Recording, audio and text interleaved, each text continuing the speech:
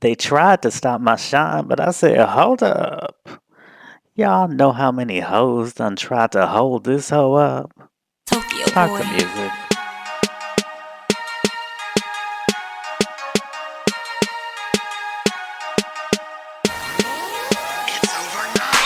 Look up in the sky, it's a bird, it's a plane. Nah, it's just Craig, ain't a damn thing changed. Whole career reaching for new heights. Some don't like it, shit, that's alright. Cause I will always be me. I'll say it quite politely. If you don't like what you see, kiss this ass for free. Say, be yourself, be yourself. Say, love yourself, love yourself. What's up, y'all? That's just the vibe I'm on today. I don't know why. I'm just pumped up. I just have things to say to whoever may need to hear it today. This morning is 4:35 a.m. where I'm at. Cause just you need to know, can't nobody do whatever you have in your mind, whatever dream you have, can't nobody do it but you. Can't nobody do it like you. So, whatever it is you're dreaming of doing, step out on faith and do it. It may feel awkward at first. Your results may be awkward at first. Do that shit anyway. Your friends, your followers may not like it. Do it anyway. You can get new friends, you can get new followers, but if you have a dream in you, you might not get another dream. So do it. And I mean, folks may talk about you, they may talk shit about you. Other folks may hit you with the, I get this sometimes, may hit you with the silent treatment and kind of ghost your new shit, just act like it don't exist and shit. Do it anyway. That's my vibe for the rest of 2019. I hope y'all join me on it. Do it anyway. Somebody gonna do it. It might as well be you. So excuse me for just having to get that off my chest this morning, but some things you just have to say. You just feel in your spirit. Just have to say. You just have to say it. So that said, welcome to Craig's Pop Life, a black gay excursion into pop culture. I'm your host, Craig Seymour. You know me. I've been writing about pop culture for more than 20 years now. You can read some of my music writing at rnbeing.com. I'm also an author who has written a number of books. I got the biography, Luther, The Life and Longing of Luther Vandross. I had a wonderful talk on the podcast the first time I heard about the book very recently. I will put a link to that on the Craig's Pop Life website. I'll also have my memoir about being a grad school stripper hoe. All I Could Bear, My Life in the Strip Clubs of Gay Washington, D.C., my hometown. So glad to survive the 4th. Um, and them tanks and that nonsensical shit. Then I've got my novel about 3 generations of black gay men looking for love, and that's called Who's Your Daddy?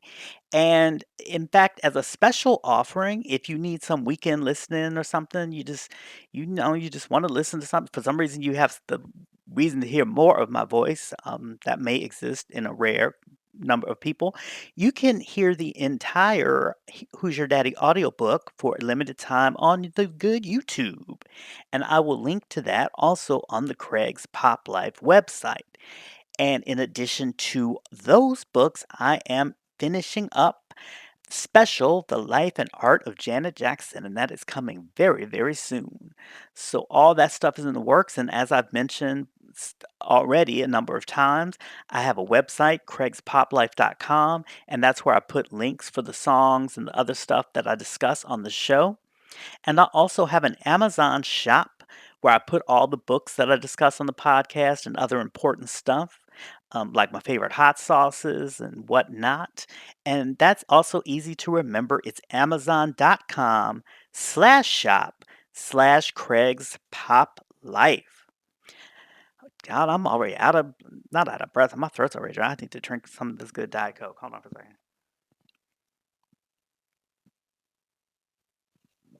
second. Got me a good sip. Anyway, welcome to another week of what's going on in the world. Happy 5th of July. Because as Frederick Douglass said in 1852, before the Ladies' Anti Slavery Society in Rochester, New York, what to the American slave is your 4th of July? A day that reveals to him, which I'm going to change to them to be more inclusive, all right?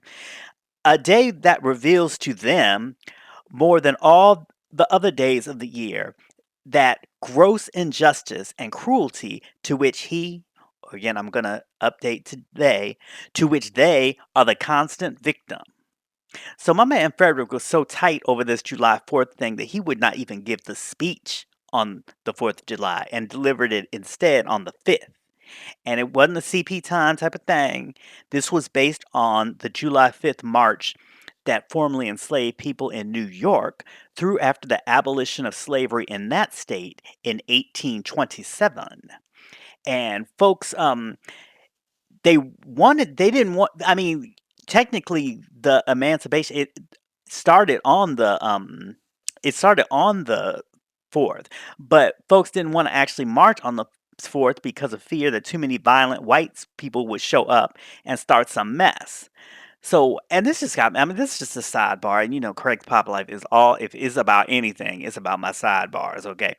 Why is it that when the concept of a race riot is invoked today in popular consciousness, people be talking about stuff that followed the assassination of Martin Luther King, or they bring up like what happened in LA after the acquittal of the police officers in the Rodney King beating. But why don't we talk about the Chicago race riot of 1919, which was about white people attacking black people over the perception that black people were taking jobs? Or why don't we talk about the 1921 Tulsa race riot in Greenwood, which was considered the Black Wall Street at the time because it was the wealthiest African American community in the country? Why don't we talk about that? Why don't we talk about what went down in Rosewood, Florida in 1923? Why don't we talk about all the mass lynchings just in general that people were picnicking on and all sorts of nonsense that occurred during Jim Crow? Why is that the image that doesn't seem to, come to my on the news and just when people be talking? Like, why are those things out of the dialogue, but all people can focus on are uprisings by black people in our own neighborhood? And in these cases, we're talking about white people like tearing down shit for no reason just because they're so scared of black agency and black autonomy. So anyway, but that's a whole nother topic for another day. Still, back to this July 4th celebration in New York, it did go off without a hitch, largely, as 4,000 people, proud and newly emancipated black people, marched down Broadway. So that is why July 5th is the date that I'm fucking with, and I think there's a good chance that Trump won't try to hijack that. So it's a safe holiday. To me, the 5th of July is the official African American Day of don't start none, won't be none. So that I'm glad to be speaking with y'all on this very important day. Um, so this week I have some follow-up thoughts on the last show. Nothing about that Whitney Houston Higher Love mess though specifically. Hopefully that is the first and last time I'll ever have to listen to or discuss that travesty. But some folks had the perception that I was dissing Whitney's earlier work. And I mean, I would be lying if I didn't say that much of that stuff to me was too pop or inauthentic. And I'm talking about somebody like I was, in my late teens to under 20 listen to it. So it's like that's how it felt to me. I know a lot of people that really revere that stuff, I think were maybe a little younger at the time, and you get a whole different perception when you're younger and you're looking at this Cinderella figure and everything like that, and you're really like, oh my gosh, she's so beautiful, she's so magnificent, she's such a dream and stuff like that. You get one thing if you're kind of at a younger age, maybe in your earlier teens or something like that. But when you like in your late teens or 20, you're looking at this like, what is she trying to pull? Like, what is she trying to do? And the whole thing, like, stuff just rang false to me. Like, what does a 22-year-old, probably 20 or 21 when she recorded it, know about I believe the children are the future? You ain't nothing but a child yourself. Who do you think you're fooling? So it's stuff like that I just can't lie. Those were the authentic things that I felt at the time. And so, of course, they linger with me. That's not taking anything away from her talent. And it's also not taking anything away from me acknowledging why people connect so much to those songs and to that image. I'm just talking about me and who I was at that time and who still am. Um, and talking about the greatest love of all, I think she quickly learned that love can be real complicated, in a way that she did not know when she recorded that song. She probably would have sang it a different way later in life. I quote from KRS-One. Man, I be telling you all the time that word love is a very serious thing. And if you don't watch out, cue the chorus. Love's gonna get you. Love's gonna get you. Love's gonna get you. For my KRS-One fans. So anyway, all I'm trying to say is that it's a pretty general concept that most artists get better as they mature, as they experience life and begin to know things. And as for me, I didn't really start appreciating Whitney for her interpretive skills. We're not just talking about the angelic vocals. We're not just talking about the looks in a gown and what have you. I'm talking about the interpretive skills until around Bodyguard. And then for me, she just kept getting better through the XLs and the My Love Is Your Loves and stuff like that. Unfortunately, I feel this artistic growth coincided with so many personal problems that slowed down her recording output. So, you know, in a somewhat tragic coincidence, it seemed like many of those same problems may have been what was given new depth to her delivery. But, you know, that said, that's too often an artistic truth. So anyway, I just wanted to say I am not hating on her or anything like that. I'm just talking about how I feel about the very earliest work and how this higher love song. See, now I'm talking. Y'all got me talking about it again. This higher love song was from that era. Um, I may have loved a Whitney Higher Love cover done later in life. Who knows? You know what I mean? But I'm not gonna front. That's how I feel. So that's the feedback. That's my response to some listener feedback from the last episode. But please let me know if you feel a way, if you feel I've taken it too far, good, bad, indifferent. Well, I guess don't need to waste your time if you're indifferent. But if you want to comment on something I said, you can always hit me up on the good Twitter at Craig's Pop Life, or you can email me at the good Craig's Pop Life at gmail.com. And just for another quick follow up on I was talking a lot about Janet Jackson remixes last week, and just wanted to let y'all know that I discovered a really cute mixtape of Janet remixes on Dat Piff. For y'all mixtape people, you know exactly what that is. Other people might not be familiar with it, but Dat Piff is sort of like in the sort of OO's days of like people dropping mixtapes and there wasn't really streaming, like if Lil Wayne would drop a new mixtape or something like that, that Piff was the site. So, but this little mixtape has a lot of remixes I've never heard before, a lot of songs like With You that I've never even heard remixed, and it also contains a version of Call on Me that I think is my favorite version of the song, which I never really particularly liked. So I will put a link to that mixtape on the website. Maybe you can get you some good weekend listening in. But today, mostly, I'm going to close your eyes or open your eyes and imagine. Open your eyes and imagine a screen, curtains parting, and you're at the cinema because I'm going to talk about movies, okay? I'm going to take y'all to the movies. Um, so this week I saw and thoroughly enjoyed Spider-Man: Far From Home. It gave me everything I want from a Marvel film. You got some genuine pathos, you got some sharp humor, some in jokes and all that kind of stuff. Got- You also got a lot of science fiction stuff that I didn't understand, but then what is good about most of these Marvel films is that they hit you with all that science, but you don't really need to understand what they're talking about to get the plot. So that's important. I thought Jake Gyllenhaal was good and as charming as one would expect from Jack Twist, Jack Nasty, for all my Brokeback people, and Zendaya shines as MJ, and I'm still watching Euphoria. How many of y'all are watching Euphoria? I'm still watching it, and it's so weird because I'm still not sure if I would say I like the show, but I find the show extremely interesting, and I'm definitely thoroughly engaged and in for the whole season. But I don't know. Maybe it just needs to develop.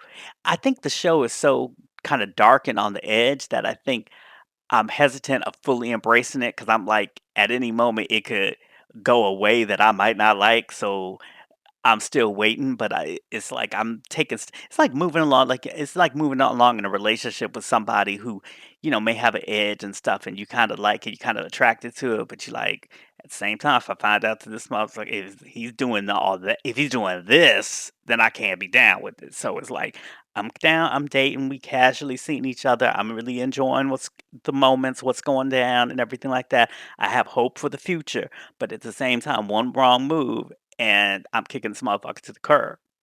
So that's kind of my feelings on Euphoria. Be curious of how other people think. And then, of course, there's the star of which a star of the thing who is my Marvel Universe boyfriend, Tom Holland. And I mean, to be honest, I've enjoyed most of the recent movies, Spider-Man, the Tobey Maguires, the Andrew Garfields, but there's something to me that's particularly affecting about can't even say his name. God, get me all nervous. Can't even say his name right. About Tom Holland as Spider-Man, and I think it has to do just really with his youth, and that in reality he's closer to age to the fictitious high school student, Queens dweller Peter Parker. Than some of the others. Because I mean, Toby was 24 when he first did Spider-Man, and I just found this out with my little podcast research. Andrew Garfield was damn near 30 for his Spider-Man number one. So he was damn near middle age for the other one. So but Tom had just turned 20 when he first showed up in Captain America: Civil War, and I just think something about his youthful awkwardness and earnestness just feels authentic to me. Or rather, it looks authentic, I think, because of his age, and it feels authentic because I think he's a really good actor. And he ain't new to this acting game. I'm a fan of everything Billy Elliot, starting with the original film. I still follow Jamie Bell's career and thought he did a really nice job as lyricist Bernie Taupin in Rocket Man. But I also really love the Billy Elliot musical, and Tom Holland played Billy on the West End. Now, I ain't never seen the Billy Elliot musical in person, but a version is out there. It's on your DVDs, your Blu-rays, and your digitals that I have it, and I like it a lot. I like the music. I like just the way that the emotion of the film is transferred to the stage and everything like that. So I do highly recommend that. My main thing why I never saw Billy Elliot is because they always have like 3, 4 different kids playing the same role, but on different nights. And I'm like, what if I pay my good money? Because musicals are expensive these days. So I was like, what if I pay my good money and the Billy is not the Billy I want to see or something? So I just, I can't. Some things it's not worth the risk for me. So all that is to say, I love Tom in the role. It doesn't hurt that he's got the perfect twink build. As I've said before, I have a thing for twinks. It might be problematic for many reasons, many of which I discuss in my novel, Who's Your Daddy? But still, we own our messy truths here on Craig's Pop Life. So, yes, I have a thing for twinks. And so, okay, so I'm already thinking he's mad cute and that skin tight suit is the business. But then I read this good bit of behind the scenes info, and I quote from Tom: "The first thing you need to know is all I have on under that costume is a thong. Thong to thong thong thong." I'm sorry, that's me. He ain't say that. First thing you need to know is all I have under that costume is a thong. They brought them in on the first day, like, here are your thongs. I had serious misgivings. He's British, so he had serious misgivings. Would my asshole ever be the same again? Of course, he said arsehole, but I'm translating. But I had to get used to it, even though I was thinking, no way, no way. So, child, I can think of many things to do with the good old Tom Holland where he would never be the same in a good way. There are things you can do when you have experience, like I'm of a certain age, have experience, to turn somebody out. But anyway, that's another topic for another day, one that might need some demonstration. But again, we'll put that on the side.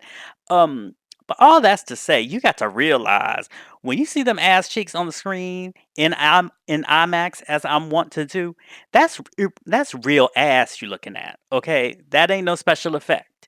And when you see them legs open up a swinging through the air and all that kind of stuff, when you see that ass give a little bounce, bounce, bounce when he lands, or you see a little muscular concavity when he stands to the side, that is ass you're looking at. I mean, the more you know, right? So that's just my what I guess that's my recommendation or whatever. I'm just saying I was a little shook by the news. Maybe somebody else is too. Um, and here's more. This is him talking about what happens when he goes to the bathroom. Okay, but not in a gross way. If for some of y'all who like quickly about to turn off, wow, I'm talking about literally when he goes to the physical bathroom, not when he is going to the bathroom. Okay, so I quote again. You have to completely disrobe and then put a dressing gown on. But they're very comfy ones. You can't walk around in just a thong. Can you imagine? Yes, motherfucker, I can imagine. And yes, you could if I was uh, running the set. But again, sidebar. And he comes back. And then you race across the lot to the toilet. Then come back, get back into it. It's such a mission. So now look.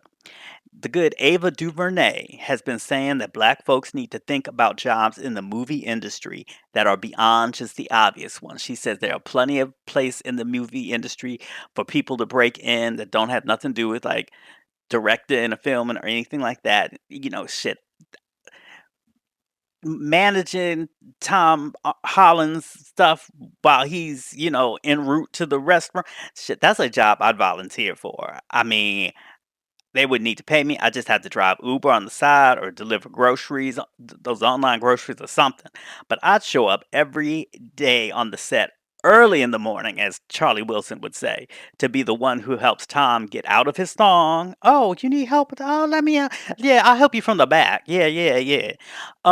Into out of his thong, into his dressing gown, and then back into his thong. Oh no, I'll pull it up. Yeah, from the back. I volunteer as tribute for that job. So, but all this is to say that I enjoyed Spider-Man Far From Home, and I do recommend it if you like, those Marvel cartoon movies. I mean, not cartoons, superhero movies. Of course, if you go into it thinking too deep, you probably won't like it, just like you probably won't like any superhero movie if you go into thinking too deep about it. But, if you like a fun time at the cinema, you want to see some spandexed ass bouncing up and down on your good IMAX screen, then I recommend it. Um, Makes me wonder, I don't think the film is in 3D, and I don't really see 3D films. I always prefer IMAX 2D to AnyMax 3D, but his Tom Holland's comments on his costume may have me thinking a different way. So, anyway, now moving on to other movies, and this time we're switching to the small screen. I watched the Bobby DeBarge story, and I was kind of mad that I missed it when it aired the first time in the last part of June because I was like, how is it that I actually watch TV One stuff? And I follow TV One on Twitter, and I knew everything there was to know about the casting news. I knew all about the ridiculous hairstyles, through the little Instagram pictures because I follow TV One on Instagram. But somehow I didn't get the message that the movie was actually coming on. Something wasn't right. Like, I'm not sure. It was TV One trying to low key the film or something, but I don't know if anybody else had that experience. But I was like, all of a sudden, it was like the movie is coming, the movie is coming, the movie is coming. And then it was like, oh yeah, the movie was on last week. And I was like, what? But anyway, once I knew that it was out, I quickly on demanded it. And I have many thoughts, as you would expect. But first of all, shout out to the good TV One for being the only network that is consistently committed to telling the stories of our black musical greats, whether it's through unsung or through TV movies. You know, they don't just give us a mini series once a year, and even though they built an entire network on black music back in the 80s and 90s. BET. You know, they TV One seems to be entirely dedicated to telling the stories of black musicians, and ones that actual black people fuck with, not the crossover stuff, but like people that are still heard on R&B radio, the Quiet Storm, some of these adult R&B stations my mother listens to, stuff like that.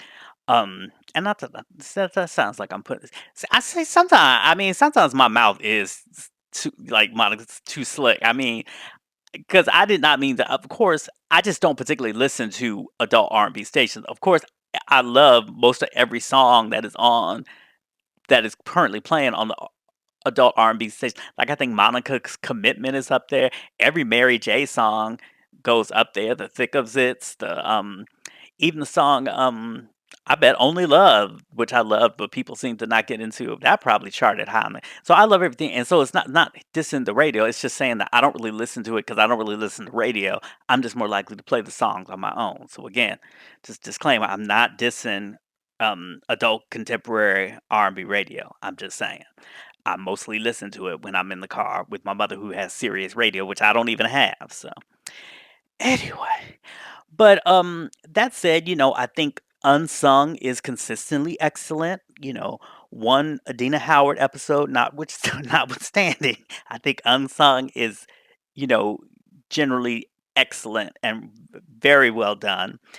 And then, of course, TV One produced the quite fantastic Love Under New Management, the Mickey Howard story, which, while it's hard to find, I have rewatched several times by scouring the edges of the internet. Because for a while, it's not, I don't even know if it's on TV One on demand now, but I love it so much that I be searching and I found me a copy, so which I'd share. I have that on the cloud, so it won't get lost because I loved watching the movie so much. So, and that was directed by the amazing Christine Swanson.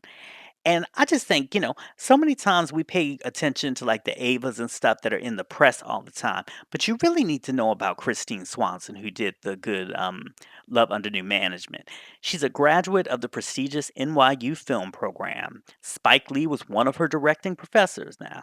And CNN once named her as one of the most promising directors to come from NYU's graduate film program since the Spike Lees, the Martin Scorseses, the Oliver Stones, and the Ang Lees. Recall the earlier Brokeback Mountain reference. I try to be thematic here at Craig's Pop Life, despite what some people say. But anyway, you should definitely familiarize yourself with her work, and I'm going to post her director's reel on the Craig's Pop Life website. Director's wheel is wheel. Director's well, I guess it is round, but if it's an old film reel. But anyway, a director's reel is like a director's resume. That's what they send out to get jobs and stuff like that. So I'm gonna post that on the Craig's Pop Life website. And I think she's really the main reason why the Mickey Howard story turned out so great and why it's just so well crafted, so well acted, so well lit, so well everything. Um, she was not, however, behind the Bobby DeBarge story. That task went to radio DJ Russ Parr, who I used to listen to every morning in DC back in the 90s. And I remember even back then, he was talking about producing and making his own movies.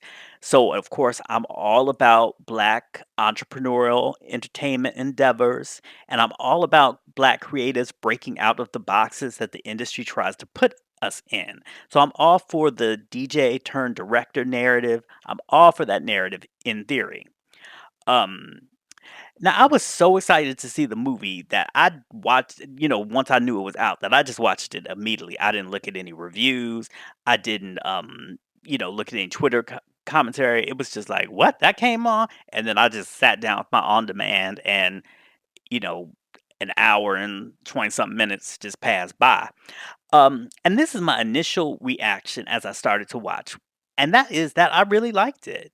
And I thought the story of a man who brought his whole family into the industry only to be later overshadowed by them, I thought that was a very compelling narrative. I was into it and all the family drama they had with the white father and the black church loving mother and all that and the stuff. I was liking it. You know what I mean? I was thoroughly engaged from a dramatic perspective.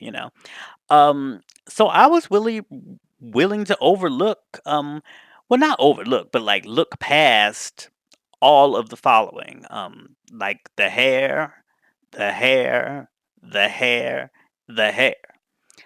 I mean, the wigs were more insane than a finale episode of RuPaul's Drag Race All Stars. I mean, it was just not right.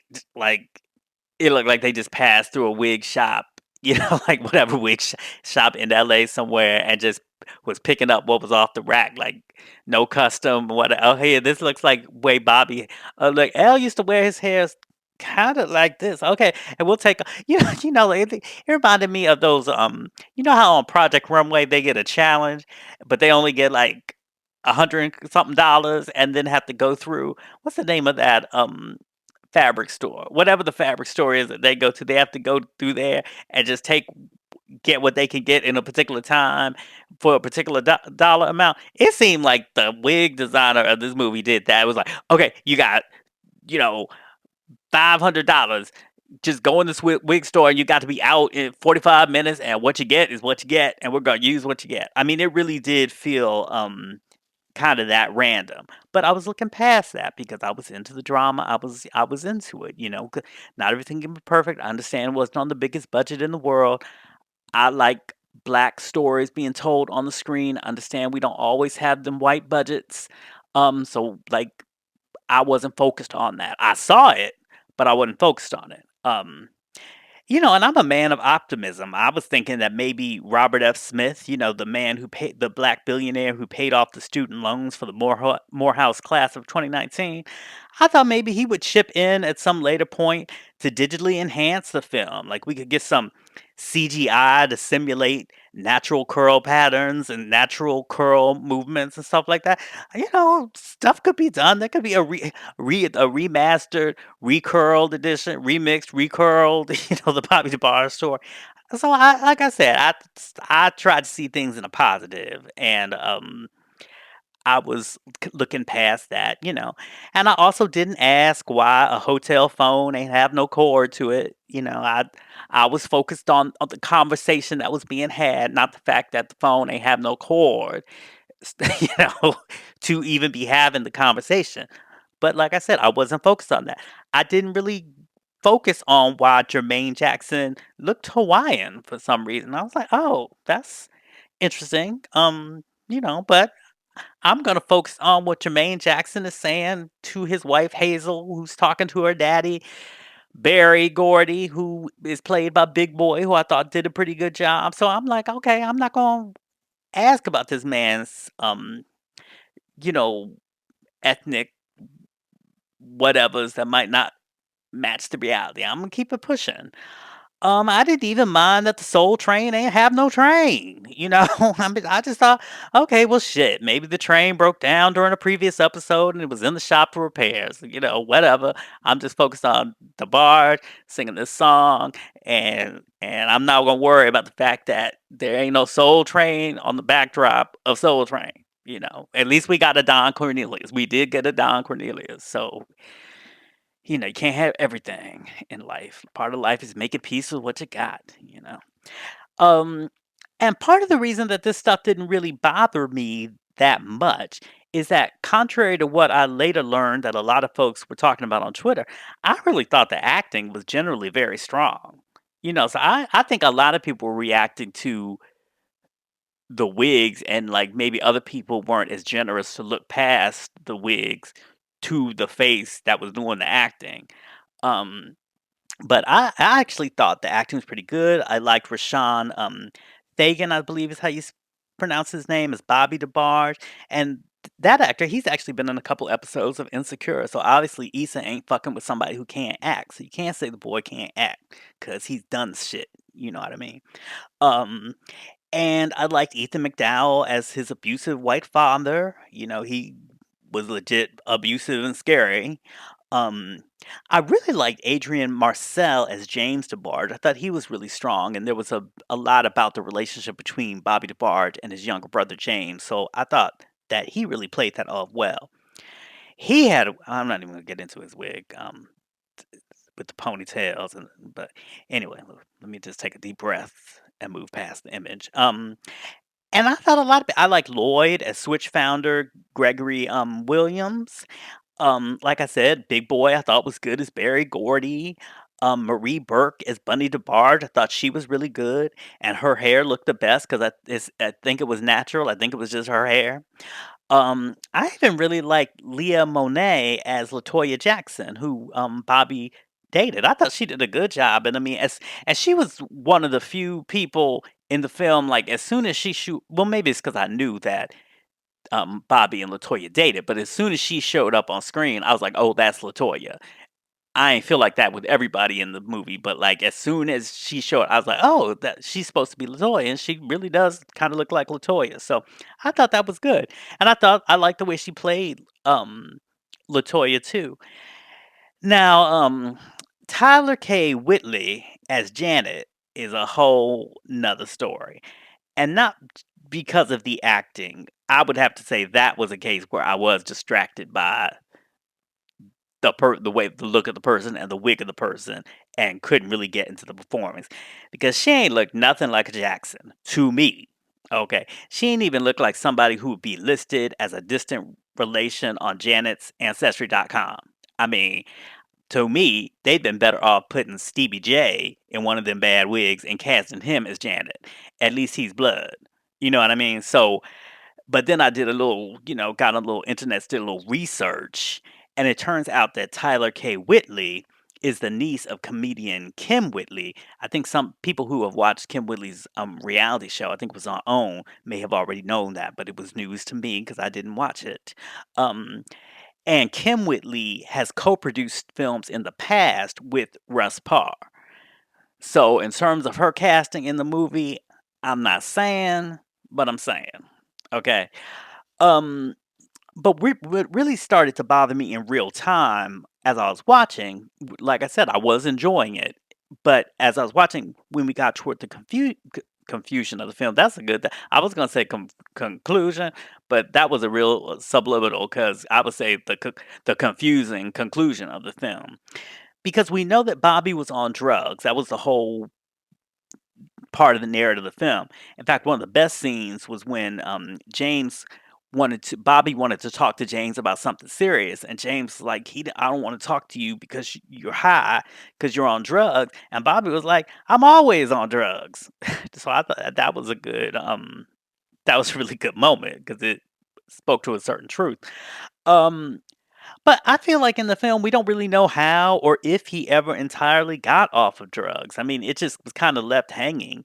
And I feel to gloss over something that's so important in a narrative about somebody who struggled with drugs. And face it, many, many people, if not the majority of the family, struggled with drugs and did time for selling drugs, doing drugs, trafficking drugs, all sorts of stuff with drugs.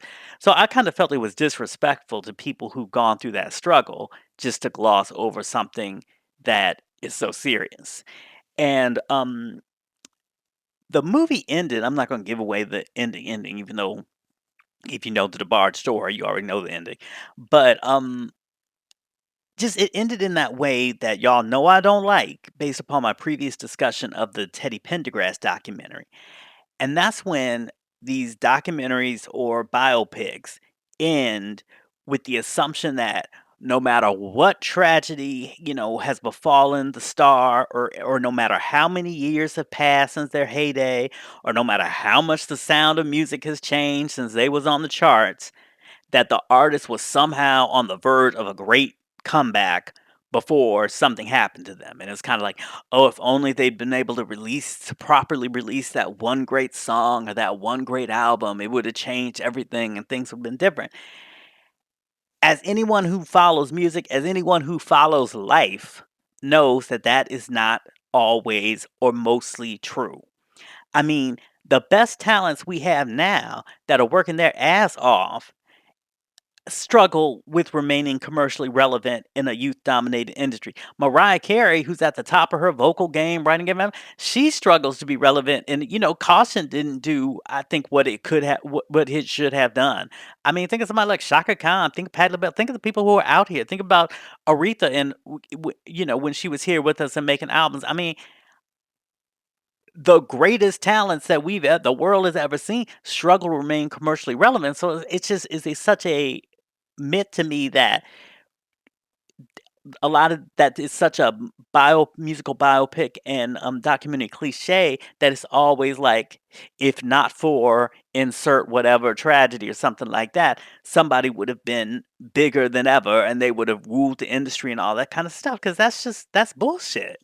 And I mean, I think it would be truer to artistic and ultimately the human experience to just show how someone either makes peace with or continues to struggle with the reality of what is and what happened to them. And this is the case. This is the situation that you're living with.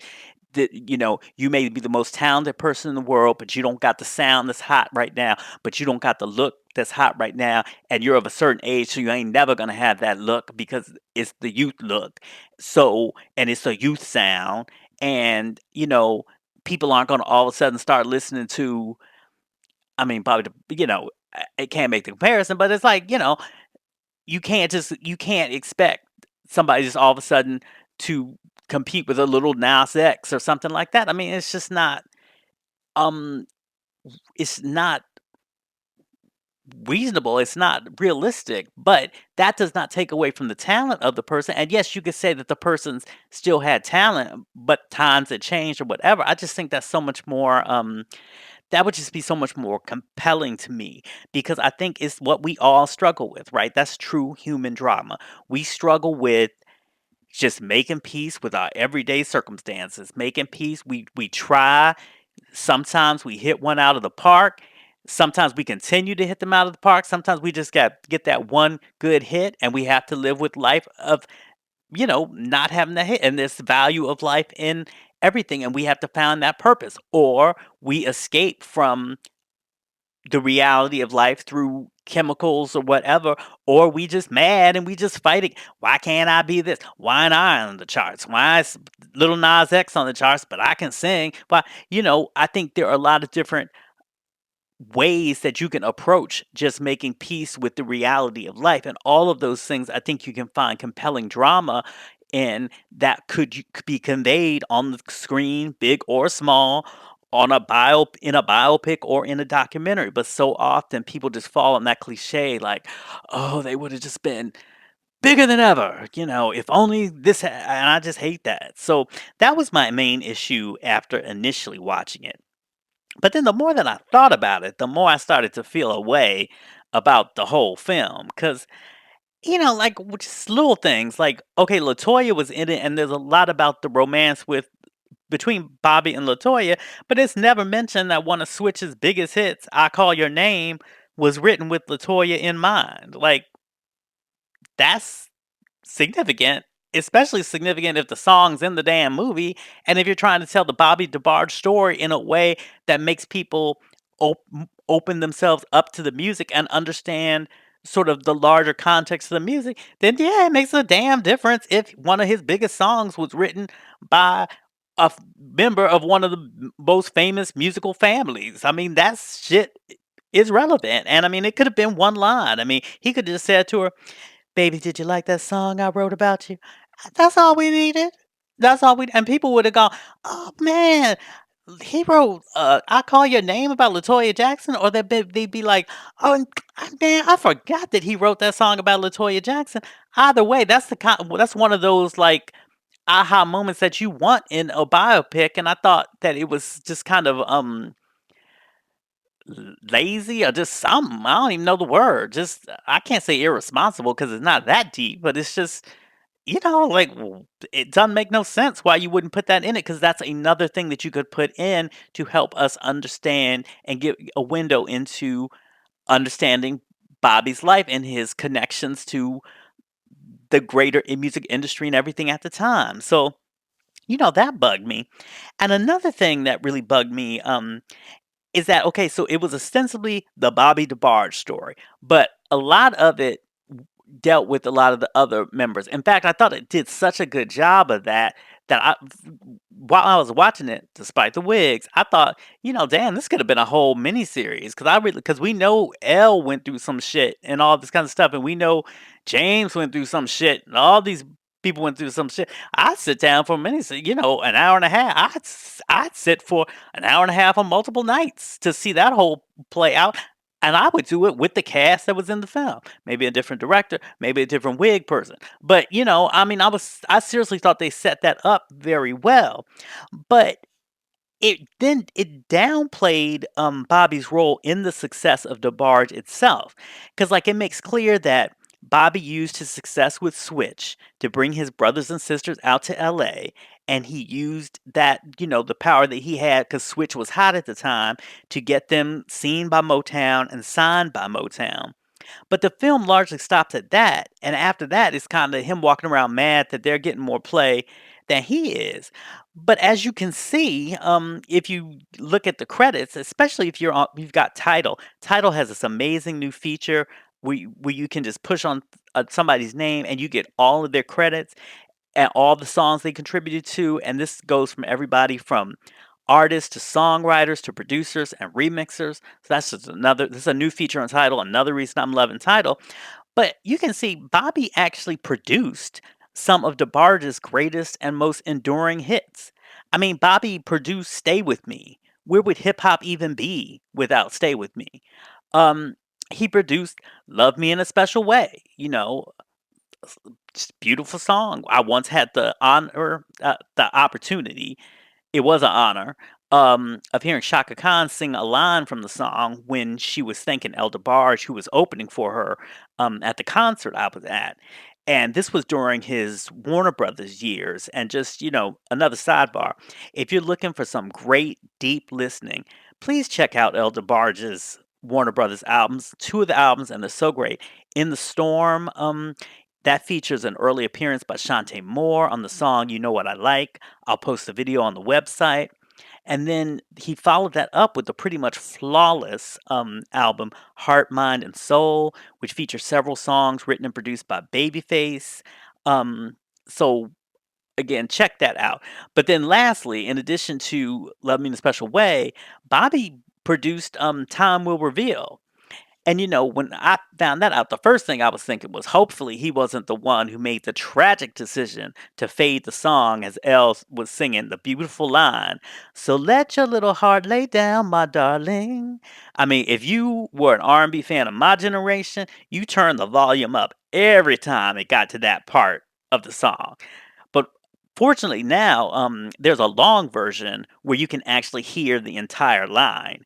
And it's available on all the streaming sites for all my Thomas Will Reveal people and all my people that know that last little line that's fading out when you really want to hear Elle singing. Um, it's on all the streaming sites on the collection Time Will Reveal, the complete Motown albums. So, just that long version, that extra just being able to hear the whole line, I feel that goes a long way toward writing a long-standing black music injustice. But anyway, the point is he was a producer behind these big hits, and it really doesn't make it seem like Bobby had much of a hand in the music of DeBarge after just initially getting them signed. And there's a scene, oh, let's go into the studio and sing something, one of those things. But then right after that, you have a scene of Bobby not being able to handle himself in the studio because of the drugs. So you just assume that he wasn't really logging in no studio time. You certainly didn't get the impression that he was working with his brothers and sisters on some of these songs that are R&B classics to this day. So that was an issue. And so, I mean, at the end of the day, the question is it worth watching? Is the Bobby DeBarge story worth watching? And I'd have to say yes. I mean, the acting is good to me. And like I said, if you look past the wigs or look under the wigs where the face is, you know, or you just don't think the wigs is.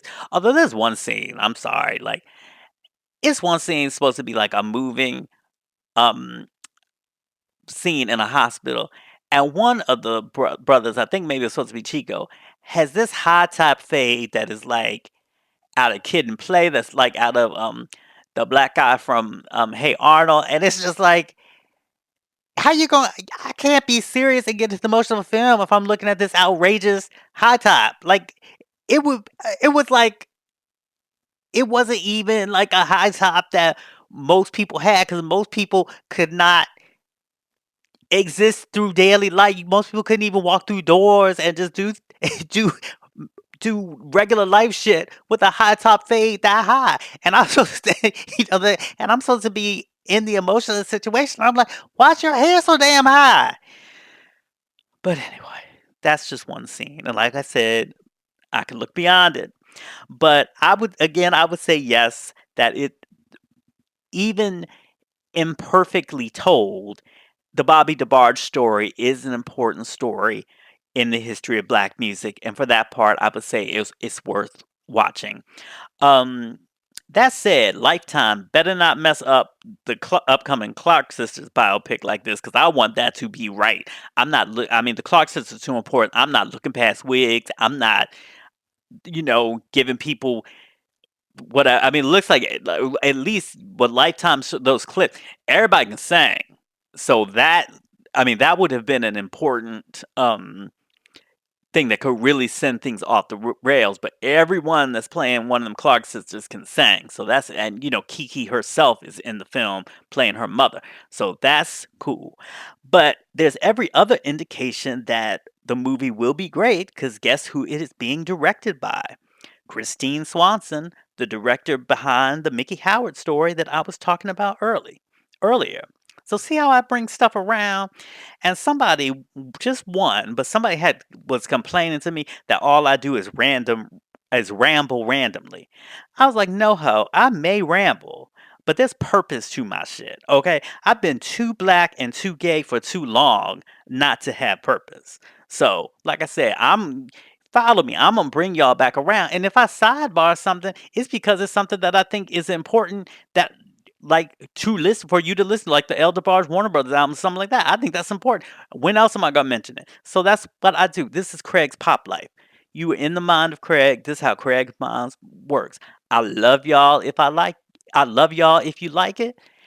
If you don't, I'm not forcing no ear pods in your ears. So that's all I'm saying.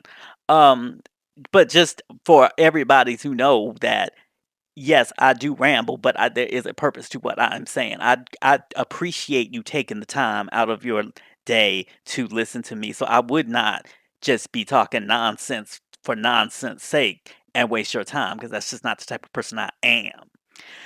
So again, check out the Cracks. So obviously, I'm feeling a way about something. Y'all know because I always keep it real. Y'all know when I start talking like this, it's because I'm responding to something specifically in my mind. I'm subliminaling like a motherfucker, but I'm just saying. So all that to say, as you always know, anybody who listens to this, I love y'all, and I'm appreciative of y'all listening.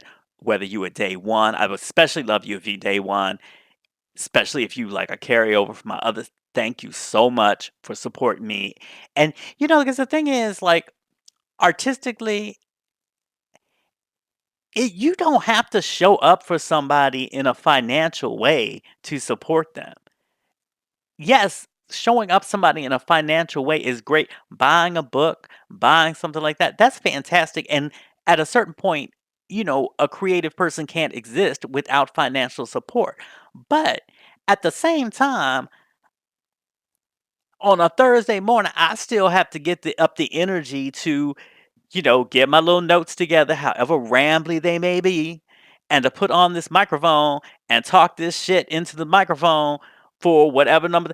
You know, I don't do that thinking that no money is gonna come out of it. Although I do mention title a lot. It would be nice to get a little sponsorship for that or something like that. But I don't do that thinking about no money. I do that because I see that people have been listening, and I want to, the people that like what I do, I want to give them material. So that's why I do it. So thank you so much if you support me, because that I really do it for you, and it really does give me the energy. I feel the energy to want to go on and do this another week and to create other stuff, and that's so thank you. Now I was rambling because I don't really even know why I went down in that route. All that to say, but obviously, to my long-time listeners, when something's bothering me, it creeps in to my stuff. So it is what it is. But like I said, All my links are gonna be on the Craig's Pop Life site. And feel free to like drop me a question or comment or something on my Craig's Pop Life Twitter or at my email, craigspoplife@gmail.com. And also, if you do like the show, please help me out and rate it on iTunes. Like I've said before, you don't have to write a damn thing. All you need to do is press the number of stars and keep it pushing. And I really appreciate it because it helps a lot with search results. Or if you or if you could share the podcast with a friend, I'd also really appreciate it. And until next time, y'all, like I said, for the whole mood of it, until next time, I really hope y'all believe in whatever thing you want to do, whatever it is that you've been thinking about doing. I really hope you are encouraged to go ahead and do that, no matter what the naysayers are going to say, and know that when you do it, what you do might be inviting naysayers, because there are always people that they feel like their purpose is to hate on stuff. But do it anyway. Like I said, you can get new friends, you can get new followers, you can't always get a new dream. So go ahead and do what it is that you feel in your heart is for you to do. And like until next time, be cool, be kind, be creative, and in the words of my fave, Be your damn self.